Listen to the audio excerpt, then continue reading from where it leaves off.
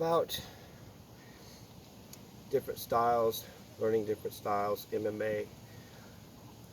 I believe that Bruce Lee started that mixed stuff, and I think it's one of the best things happening today because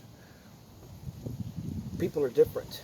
And even in a traditional style, at the highest level, you don't try to retain the hundreds, thousands of techniques you learn to master your body and your mind and your skill.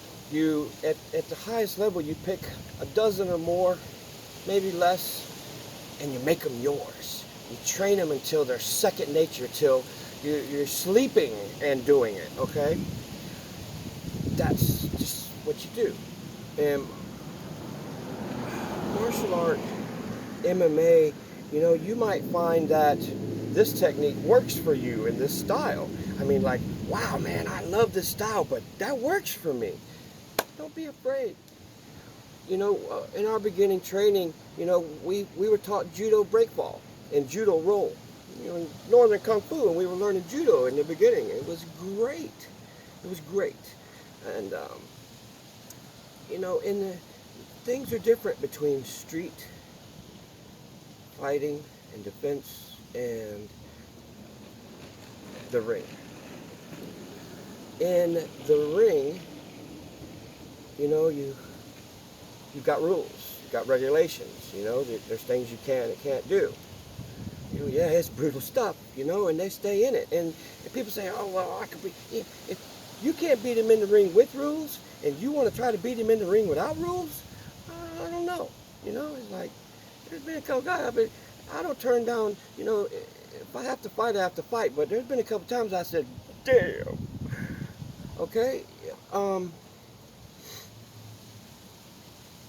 But, like, for instance, in the street, the last thing you want to do in a bar fight, for example, is go to the ground.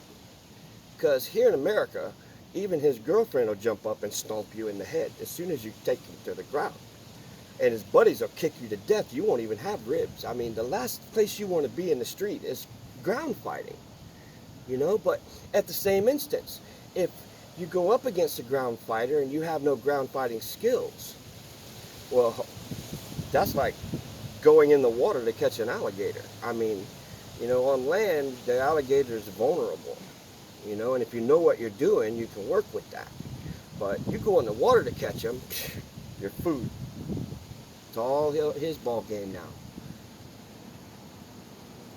Most traditional styles train a complete, the Mantis is a complete system with ground fighting and toe-to-toe.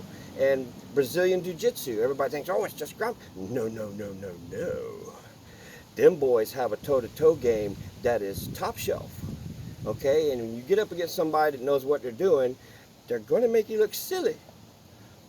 And that's just examples, Everything I'm doing here is about traditional stuff. It's not about the competition stuff. You've got to go somewhere else for that, okay?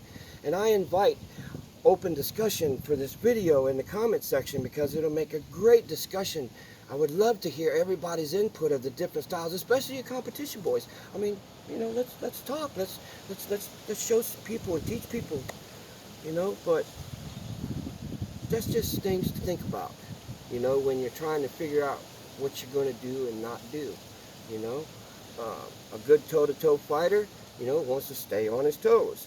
A good ground fighter wants to go to the ground, but in the street, that is deadly dangerous because, like I said, even his girlfriend will come and kick you in the side of the head, stomp you with her heels. I mean, I don't know where it is anywhere else, but here, a woman will get in a fight real quick. When she sees her boyfriend getting hurt, or her husband, she'll come over there, pop you one, and you don't know what she's got in that purse, you know what I mean? Every girlfriend I've ever had carried a pistol. So, good luck. Hope this tells you something. Peace.